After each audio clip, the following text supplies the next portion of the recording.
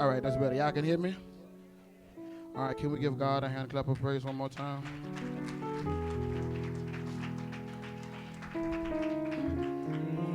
Now, I want to do this before everything gets started. I don't want to miss nobody.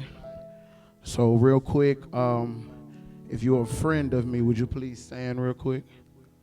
Please don't make me call you out. If you're a friend of me, please stand real quick. Y'all clap it up for my friends.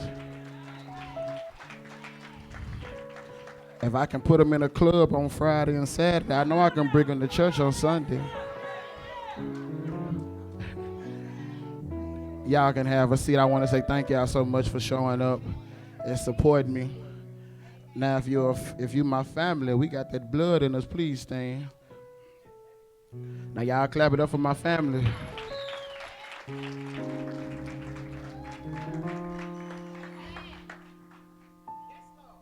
To my family, I just want to say thank you and I love you. And who that, J man? I hear you, boy. Now, my church family, y'all stand. Can't forget my church family, y'all stand. Because when the family and friends are not there, the church is always gonna be there. Am I right? I don't want to be before you long. Y'all give me that 20 minutes. Y'all give me 10 and we're gonna have some church, all right? A very familiar passage is found in the book of Luke. I want to personally give a shout out to my cousin, Uncle Nick.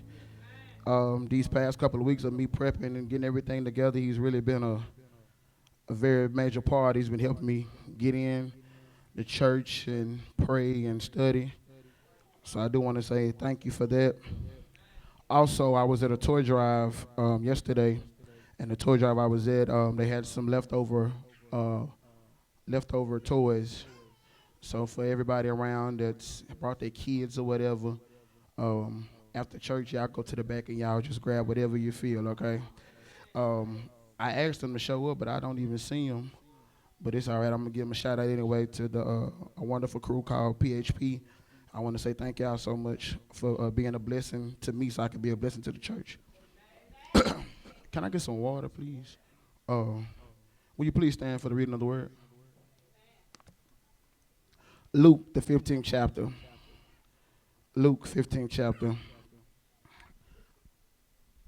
11 through the 24th verse. Luke, the 15th chapter, 11 through the 24th verse. If you got it, say I got it. If you need another second, say hold on. Everybody got it, okay. And it reads, and he said there was a man who had two sons. And the younger of them said to his father, Father, give me the share of property that is coming to me. And he divided his property between them. Not many days later, the younger son, gathered all he had and took a journey into the far country. And there he squandered his property in reckless living. And when he had spent everything, a severe famine arose in the country, and he began to be in need. So he went and hired himself out to the citizens of that country, who sent him into his fields to feed pigs. And he was longing to be fed with the pods that the pigs ate, and no one gave him anything. But when he came to himself, he said, how many of my father's hired servants have more than enough bread? But I perish with hunger. I will arise and go to my father and say to him, Father, I have sinned against heaven and before you, and I am no longer worthy to be called your son. Treat me as your hired servant. Verse 20, and he rose and came to his father, but while he was still a long way off, his father saw him and felt compassion and ran and embraced him and kissed him. And the son said to him, Father, I have sinned against heaven and before you. I am no longer worthy to be a son. And the father said to his servant, bring quickly the best robe and put it on him. Put a ring on his hand and shoes on his feet. And bring the fattened calf and kill it. And let us eat and celebrate. Last verse, for this my son was dead and is alive again. He was lost and is found. And they began to celebrate. For a quick moment with your prayers and amens and hold ons, I want to talk about from the subject entitled, I'm Coming Home. And for y'all that already feel like y'all are at home, I want y'all to top it. There's no place like home. Church, there are times in life when we have to try things out on our own. No matter what we have been told, we have to find out for ourselves. No matter what we have seen, the situation and the way it will play out, we still have to see it for ourselves. As a kid, you were taught, don't touch the stove when the eye was on, because you're going to burn yourself. But the daredevil in you still wanted to reach your hand and find out how hot it was. As a kid, you were taught, don't be a follower, but be a leader. But at times, it was hard in school to go left when everybody else was going right. If you grew up in the streets taught you, don't start something you can't finish. We're not going to get deeper into that one. As a kid, I'm pretty sure everybody in here has went in the grocery store with their mother, and you've heard these words. When you walk in the store, don't touch nothing. Don't look at nothing. Matter of fact, don't even ask for nothing, because the answer is no. Yet we felt that our parents was trying us when they sent us down the cookie aisle, looking at us knowing that we wanted to say something, knowing that the answer was going to be no.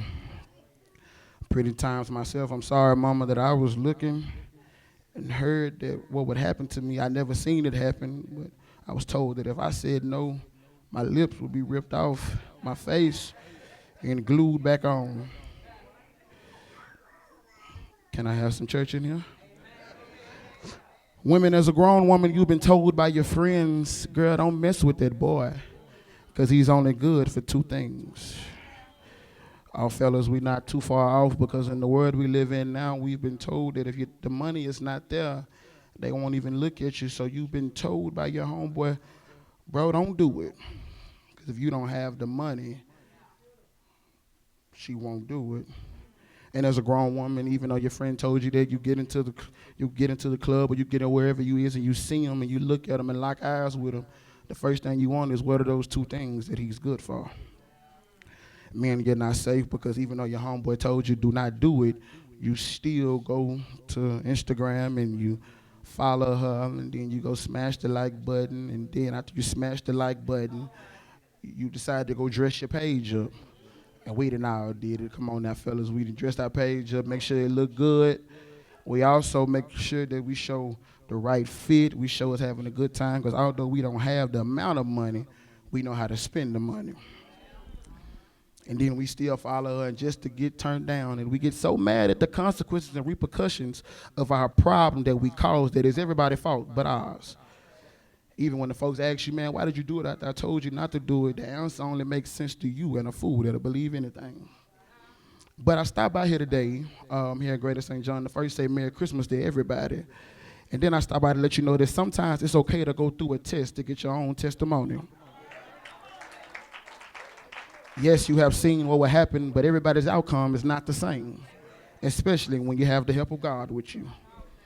Yes, you were told to be a leader and not a follower, but following them, when you was able to stop them in their tracks from doing wrong and made them follow you. Yes, you were told by your mama don't touch nothing, but that was by your mama, because when you went in the store with your grandma, anything you looked at, thought about, thought you needed, it went in the basket. It didn't have the nerve to take it to your mama's house until I dare you to say something. Maybe that's my grandparents, I'm sorry. Yes, ladies, you were told by your friend that he was only good for two things, but the same two things that he's good for, isn't she good for? Yes, your friend told you that your money had to be up, but he's still the same one that's flexing money from the pandemic, asking you for $20. Better yet, asking me, can they get a flyer to get in the party free, because they want to support. I can't be the only one in here. So sometimes it's okay to go through your own test to get your own testimony, as long as you have God with you. Plus, my Bible tells me that when I have God with me, he walks with me and he talks with me. And he tells me that I am his own. It also tells me that, yea, though I walk through the valley of the shadow of death, that I will fear no evil, because God is with me. Thy rod and thy staff, they comfort me to prepare a table. Y'all know it. In front of my enemies, anoint my head with oil. Surely goodness. So sometimes it's okay to go through your own test to get your testimony so you can tell people how it worked out just for you. Here in the text, we have a man that tells his daddy, Daddy, I'm leaving. I'm going to try this thing called life on my own. But, everybody say but. In order to do this, I need half of everything you're going to leave me so I can see what this thing called life has to offer me. The first part of that, it touches me, it makes me laugh a little bit because it's funny how in order to get what he wants in life, he needs help from someone who has his best interest in heart, yet he's trying to leave him. He has it made right where he's at, but still wants to see what the other side has to offer. If we be honest, a lot of us are just like this boy today. We have everything that we could ask for in life, but we still want to be around somebody else's life. We have it made spiritually, we have it made romantically, financially, yet socially, but yet we look at the image, and yes, I did say the image of somebody else's life, and it makes you forget what you've worked hard for and prayed even harder for. The next part of it says the daddy doesn't argue, he doesn't fight, he doesn't give any suggestion, he doesn't cuss him out, he doesn't tell him to get out his face, he doesn't tell him I don't want to hear that, he doesn't ignore him. Y'all know I'm going with it now. He doesn't do none of that. He gives him everything and lets him go his way. We already know how sometimes it is when people feel entitled to something that you said you was going to give them. They'll blow you down for everything but the right thing. And then us with no sense, sometimes we tell them, I don't have to give it to you right now. But that's not what his daddy did. His daddy gave him everything and let him go his way. The second part of it that catches my attention is when folks want to leave, you have to let them. So many times in life we beg people to stay around when all we have to do is show them the door. We beg for friendships, relationships, mothers to be mothers, fathers to be fathers, adults to be adults, when all we have to do is just let them go. I know it's hard in the beginning, but I'm stopped by here today to tell you that it gets easier. Let me point people out. Yes, child, I know you want your mother, your father to step in more, and they won't, but it gets easier when you have God with you. Yes, mother, I know you want your child's father to do more because you didn't make this baby on your own. But I stopped by here today to tell you it gets easier when you have God with you. Yes, Father, I know you want your mother, your child to stop looking at you as an ATM when you already pay child support and you get the child anything it needs and you don't miss a breath or you don't miss nothing with them and they still find a way to get on social media and bash you for what you have done. But I stopped by here today to tell you, fellas, it gets easier when you have God with you. You know, I know you guys want the cost of everything in life to lower because it seems like every time you get a deposit into your account, when you wake up in the morning, 70% of it is gone to bills. There we go. But I stopped by here today to tell you that it gets easier when you have God with you. Pastor, yes, I know you want more amens, and I know you want the people to stop looking at you like you ain't got nothing on your face when you're giving a good word, and you want bigger tithes, you want a bigger church, and I know you want everybody to be abundant to the church, but I came here today to tell you, Pastor, that it gets easier when you have God with you. And they asked me how I know, because my Bible tells me that if I have faith the size of a mustard seed, anybody here got mustard seed faith? That he'll move a mountain. I remember going to St. Peter in Eudora. The people used to jump up and say, he'll be a mother to the motherless and a father to the fatherless. And he'll be a bridge over troubled waters, and he won't put more on me than I can bear. If I just let them go, turn to your neighbor and say, tell them God got me. If I just let them go. The text goes on to say that he set out to try this thing called life on his own. And when he went out, he lost everything. He went down so bad that he started eating the same thing that he was feeding the pigs. I remember growing up, I'm pretty sure everybody in here that's had a little country in them, your grandmother, your great-grandmother had a slop bucket. And on that slop bucket, everything, used to be a little red one. I know y'all remember the little red one, and everything that you didn't eat used to go in the slop bucket. Cousin Pauline, I know you know what I'm talking about. And everything that you didn't eat went into the slop bucket. And then Mother would get up and she will walk out the front door and walk to the back of the house and throw the slop bucket over so the animals can eat. And Lord knows that I didn't even like to see what was in the slop bucket. So for me not to see what was in, for me not to like to see what's in the slop bucket, for him to eat what's out the slop bucket says a lot. Have you ever been so low in life you ask God, God, how did I get here? I come to church and I pray and I pay tithes. I love people when I know they don't like me. I pray for people that I know soon as I turn my back, they're going to talk about me like a dog. Lord, why am I here? How did I get here? God told me to tell you today that I hope that you receive it. He says, I know you think you're down, and yeah, I know you feel all hope is gone, but I'm still here. He told me to tell you, I just got to take you through some things that way you know what it feels like so you'll never go back. Isaiah 43:18-19 says, forget the former things, don't dwell on the past. See, I'm doing a new thing. Are you excited about the new thing that God is doing in your life? The song says, I've been through the fire and I've been through the flood. I've been broken into pieces, seen lightning flashing from above. But through it all, I'm doing a new thing. Papa Bay Green would jump up and say, this joy that I have, the world didn't give it and the world can't take it away. You know why? Because I'm doing a new thing. Something about doing a new thing gives you a clear mind and common sense.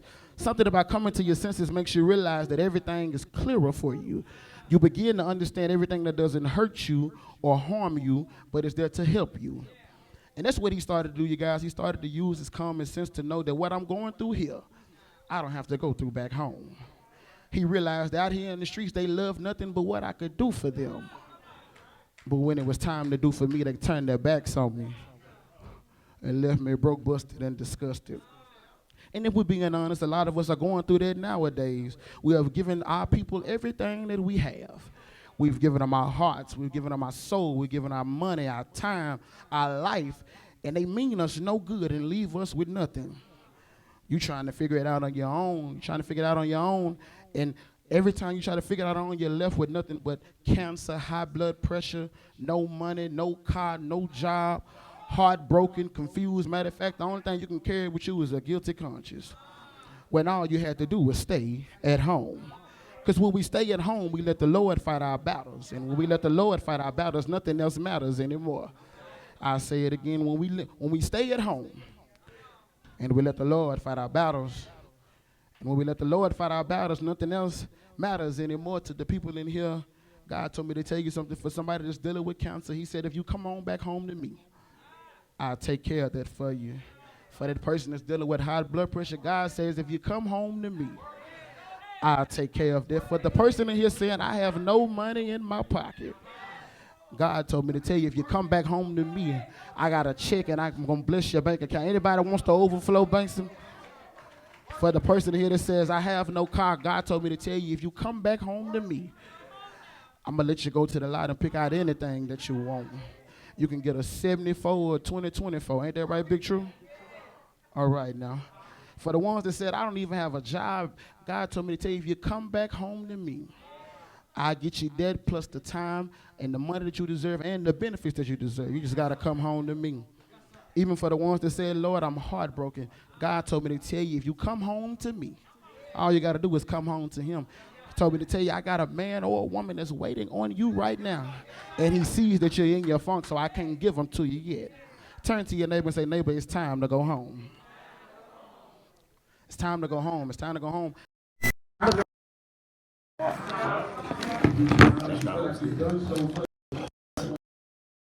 At home. You've done so much that you don't even want the people to judge you on coming back home. So you decide, I know all of us, our pride is strong, so we decide to stay out here and let the world see us instead of going back home. But to be honest, if you want to be honest, that's what's going on in the church nowadays. Don't get quiet now. So many people want to come home, but they're scared to because of what the church is going to say. Especially at a young age, when we get older, you know, when we finally get out of our mother's house, we go out and want to experience this thing called life. Sometimes we get loose. We become a promoter. We start hosting parties. And we're scared to come back to church because we're scared of what the folks are going to say about us. For the ones that are holier with thou and the seasoned saints, and they act like they ain't been saved all them lives. Truth be told, they've done more than what we've done. They just don't have visual of it. Plus, it amazes me sometimes. It amazes me sometimes because when God chooses to use his people, he doesn't use the in-house saints. He doesn't use the in-house saints. He used the outside to bring the people closer. I did a little research. I just did a little research. I remember the 12 disciples. I know y'all remember them because Peter denied them 3 times, and he still sent them out. Judas betrayed them, and he still sent them out. One had little faith. One of them was competitive. One of them was jealousy, self-ambitious. One of them was even a drunk. Please don't get quiet now. I done took a shower with a lot of y'all in here. Please don't get quiet now. One of them was a doubter. One of them was a persecution of Christians. But God still sent them out. He even sent a host and a promoter to go out and speak his word to God.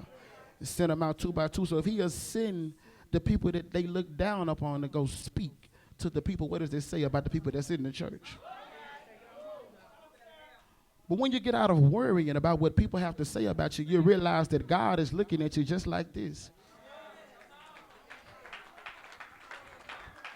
Because all you have to do is pray and repent and tell God, God, I'm sorry, and he'll welcome you with open arms. I'm reminded of a story about myself. I was trying to find a new job. And as I was trying to find a new job, I checked my bank account before I quit. A lot of y'all missed it. God told me to tell you, check your bank account before you quit. All right now. Check your bank account before you quit. So I checked my account, and I see that I had about 5 figures. So I said, oh, I'm gone. I don't feel respected here. I don't feel loved here. I don't feel like this is a job, so I'm out of here. And I said, don't worry about it. Within a month's time, I have me a job because my resume is impeccable. I have one of the best, and then when you get me in your face to talk to you, I'm going to sell you everything that you need to be sold. First month go by, a couple thousand leave.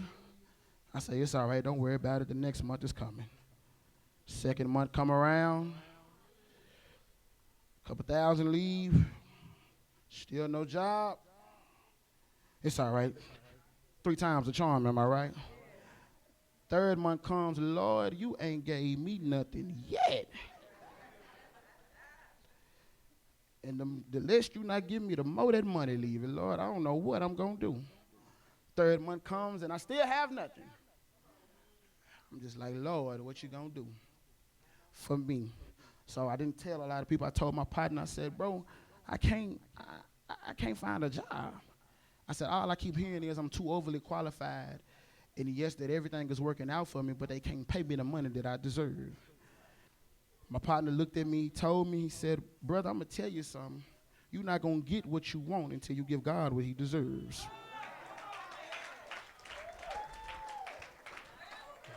I talked to him on the phone. I told him, I said, man, what you mean? He said, I don't know what it is. He said, but until you give God what he deserves, you're not going to get what you want. 4th month comes, I said, let me get back in church. I need to get back in church. That may be what God wants me to do. That may be what God wants me to do. Next thing you know, I got a phone call to say we want to bring you in for an interview. That was the first call. Then the second call, we want to bring you in for an interview. Third, we want to bring you in for an interview. And all I said to myself was, if I get in their face and I talk the way I'm supposed to talk, they're going to hire me right off the flap. Y'all, I was coming in dressed down to the T, clean as can be, using words that only they understand. And all I was getting was, we'll call you. Sometimes y'all know what they mean when they say we'll call you, looking like, okay, now I just gave you the best speech ever. You supposed to hire me right here. What you mean you gonna call me? The first one came through just like that. The second one came through just like that. The third one. So after a while, we was sitting here, me and my mother was talking. As me and my mother was talking, I was telling her, she was like, I don't know what's going on. I said, I'm not worried about it because I done got back in church now. That's what I'm saying in my head. I'm not worried about it. I have a job tomorrow if it's God's will. Woke up at 9:22. About 9:25, I got a phone call. I told my mama, I said, remember, I'm going to have a job tomorrow if it's God's will. 9:22, I wake up. 9:25, I get a phone call that says we want to hire you. text my mom. I said, Mom, I told you the tongue is a powerful thing. And she said, congratulations. I said, well, that's just one. I'll probably get more. 2.5 hours later, I get a phone call saying, Malik, we want to hire you. Y'all not shouting for my blessings. And I told my mom, I said, Mama, that's 2 for 2. I said, but don't worry about it. I'll get even more. So waiting on the next one, I feel like that was the best one I had. I feel like that was the best one I had. So when it came down to it, they emailed me and told me, we're not going to hire you. We're going to move on. I didn't trip off of it. I said I had 2 already. What I'm mad for? I got 2. Just to be in a car ride with my sisters early one morning, leaving K-Hall, and I get a phone call that says, Malik, we changed our mind. We really want to hire you. So I told him, I said, well, I thought you said that I wasn't hired. He said, yes, for the position that you applied for, it's too small for you.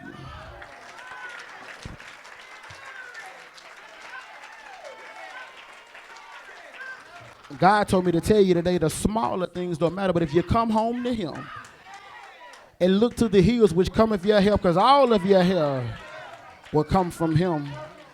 That's why I love the song when the song says, I'm coming home, I'm coming home. Tell the world I'm coming home. Let the rain wash all away the pain from yesterday. I know my kingdom awaits, and he's forgiven me for my mistakes. I'm coming home. I'm coming home. Tell the world I'm coming home. And I'm closing now, but I pictured it so well. Verse 21 through 24. You go back and read it if you want. I pictured the boy walking home. And when I picture the boy walking home, getting his thoughts together to tell his daddy, Dad, I'm sorry. And I should have never left your side. Sometimes I feel like I'm not even worth to be your son no more. Just make me a servant. Follow with me real quick, you guys. I picture the daddy outside on the phone talking to his homeboys. And he looks down the street and sees his son coming down the driveway. Tells him, I'm going to call you right back. I got something to take care of. Then I picture the daddy running to his son. And as the daddy is running to his son, he says, son, I missed you. I missed you and you look good. And I picture the son saying, Daddy, I'm sorry. I should have never left your side from the jump. I went out here to the world and they've taken everything from me. God, I'm sorry. And I picture the daddy saying, son, shh, it's okay. Come with me. So as I picture him saying, come with me, I picture him walking to the house, and I picture him walking to the house, and this is the best part of the story to me. I picture him getting on the phone and calling the biggest promoters in the state saying, it's time to celebrate because my son has come home. The next thing I know, I picture him saying, everybody free all night. Ladies free as well as fellas, because it's time to celebrate because my son has come home. I even picture him saying the doors open at 10 o'clock. And it's time to kick it because my son is coming home. If you read it, I promise you, it's in there. He also says we selling 10-piece wings all night. You can get them wet or lemon pepper. You can get them plain as well because it's time to celebrate because my son is coming home.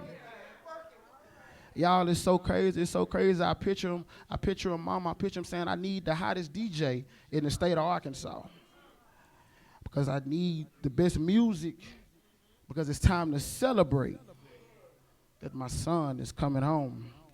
And if you, my friend, you know if you go get the hottest DJ, you know what you got to go get, right? I heard him say, call the hottest host. I think he go by the name of Hold On League.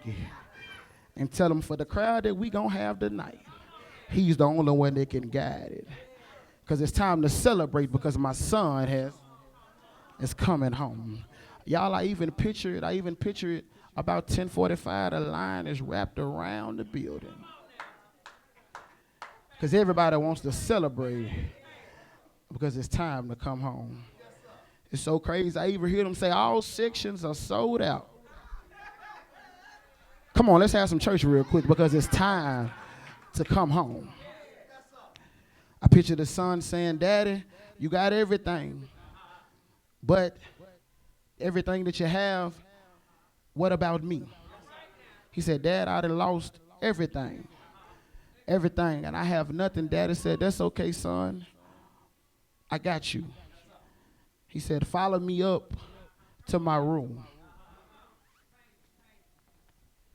He said, Daddy, I don't even have no clothes.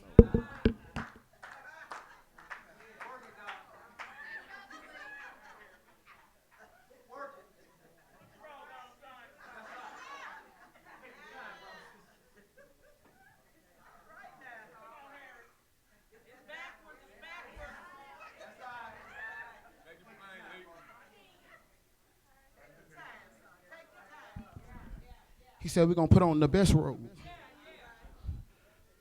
Because it's time to celebrate, son, that you've come on home. He said, Dad, I don't even have shoes on my feet. But he said, it's okay. I already called Bila. And I told him I needed the release dates to drop today because it's time to come on home. He said, Daddy, I don't even have no jewelry to wear. But he said, it's all right. I already called the jeweler with the best ring because it's time for you to come on home. Turn to your neighbor and say, neighbor, I'm ready to come on home. At home, there's no more heartaches. At home, there's no more pain. At home, there's no more sleepless nights. At home, there's no more rain. At home, there's no more financial problems. At home, there's no more trouble. At home, there's no more confusion, and there's no more struggle. At home, there's no more hurt. At home, there's no more worrying. At home, no more sorrow.